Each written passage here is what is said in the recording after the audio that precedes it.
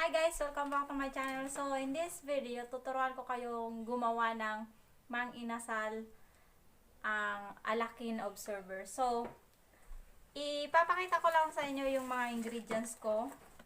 So, my leg quarter. Hi, husband!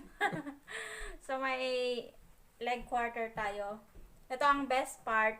PM1. PM1 ba? PM2. Tapos, so ito, ang ginger, onion, garlic, at saka tanglad. So, itong mga ingredients na to, pampawala to ng lansa sa ating manok. So, meron ako ditong, kung nasa Pilipinas kayo, pwede kang gumamit ng kalamansi. So, since nandito kami at walang kalamansi available, gumamit na lang ako ng lemon. So, 3 piraso tong lemon. At asukal. Pwedeng brown sugar or white sugar. Pwede na yun. Tsaka toyo. Ang laki ng toyo ko. So, meron ako ditong chicken fat. Tsaka annatto seed. So, simulan na natin. Dito.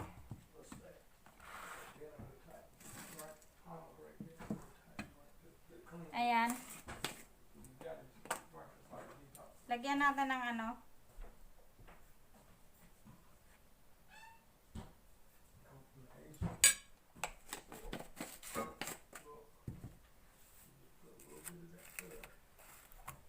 Tansya-tansya lang.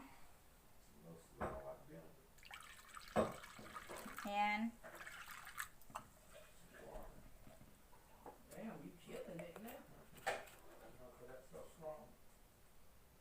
Tapos halo na natin to. Ito ang pinaka-importante, tanglad. Haluin muna natin.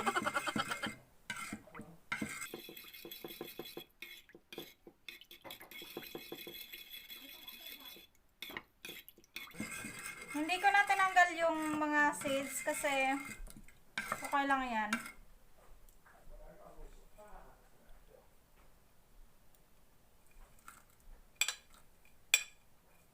Ayan, nilagay na natin yung tanglad.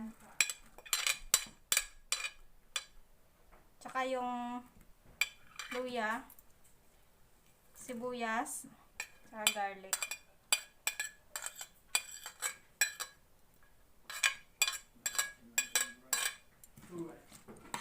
Ayan.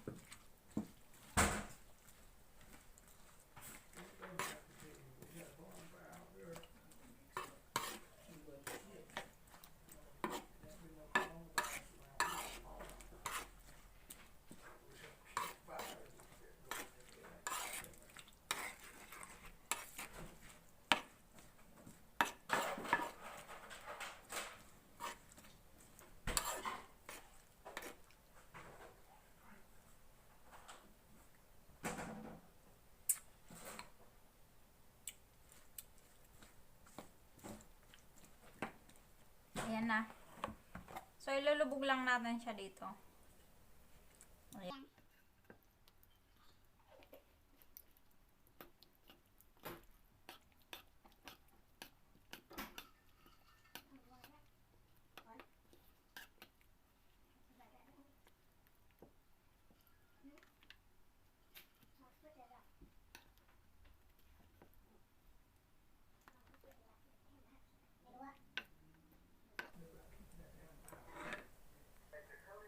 So,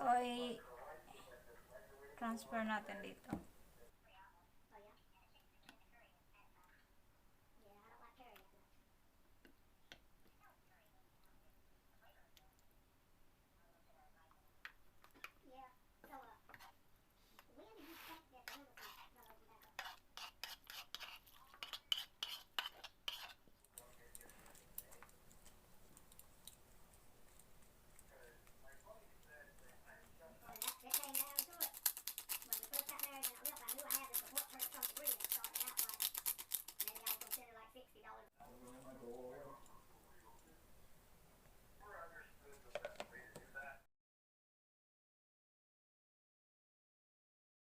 Ayan, inilipat ko yung yung manok, tapos lagyan ko ng konting sauce. I-bake natin ng 20 minutes. So ayan. So ayan na siya. Ano lang natin ng 20 minutes. So ito na yung taba ng manok na natira ko. Tinanggal ko. Tapos hinayaan ko lang siyang. So ito, nilagyan ko siya ng tubig. Tapos hinayaan ko na lang siyang mantika. So ngayon nagmantika na. At meron ako ditong annatto seeds. Ayan. Pwede nyong ilagay yung annatto powder or annatto seeds. Oh. Ayan. Mag-iingat lang po kayo kasi tumatalsik siya. Ayan. Ayan, pwede na siya. Ayan, lalagyan ko din siya ng butter. Sayan ko siyang matunaw. So, ito na yung chicken natin. Ngayon, na-applyan natin ng oil.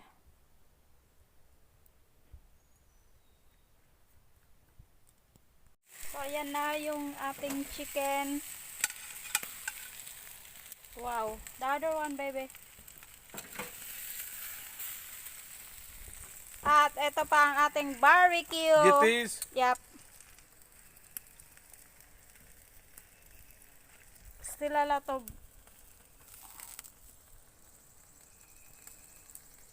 Wow, that's yummy, yummy.